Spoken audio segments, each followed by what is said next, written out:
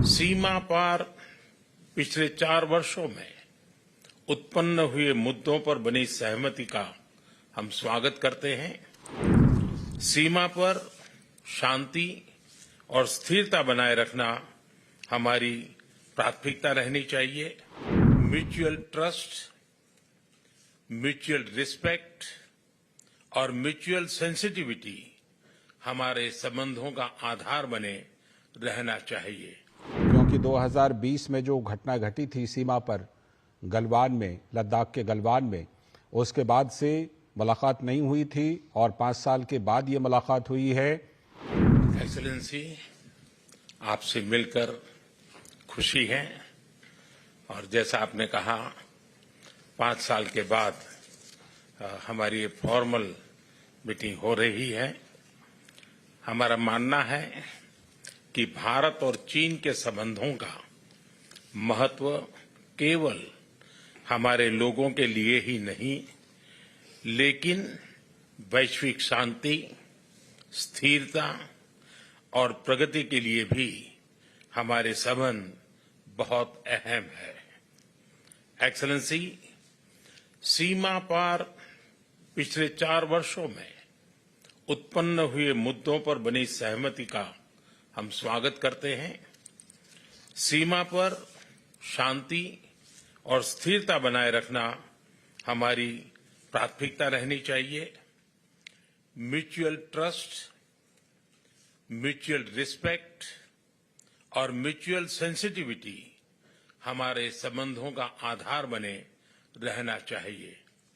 आज इन सभी विषयों पर बात करने का अवसर मिला है।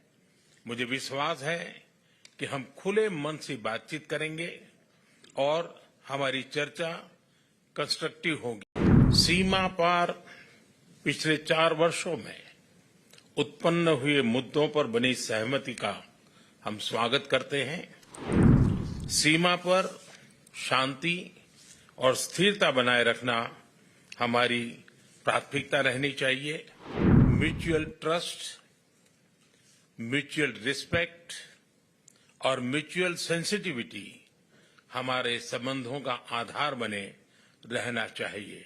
क्योंकि 2020 में जो घटना घटी थी सीमा पर गलवान में, लद्दाख के गलवान में, उसके बाद से मुलाकात नहीं हुई थी और 5 साल के बाद ये मुलाकात हुई है। एक्सेलेंसी, आपसे मिलकर खुशी है और जैसा आपने कहा 5 साल के बाद हमारी फॉर्मल मीटिंग हो रही है।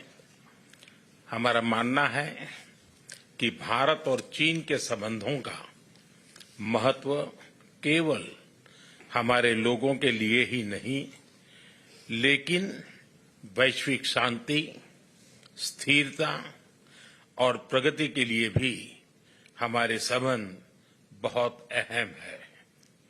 एक्सेलेंसी, सीमा पार पिछले 4 वर्षों में उत्पन्न हुए मुद्दों पर बनी सहमति का हम स्वागत करते हैं। सीमा पर शांति और स्थिरता बनाए रखना हमारी प्राथमिकता रहनी चाहिए। म्यूचुअल ट्रस्ट, म्यूचुअल रिस्पेक्ट और म्यूचुअल सेंसिटिविटी हमारे संबंधों का आधार बने रहना चाहिए। आज इन सभी विषयों पर बात करने का अवसर मिला है। मुझे विश्वास है कि हम खुले मन से बातचीत करेंगे और हमारी चर्चा कंस्ट्रक्टिव होगी। न्यूज नेशन अब व्हाट्सएप पर खबरों की ताजा अपडेट के लिए न्यूज नेशन के इस QR कोड को स्कैन करें।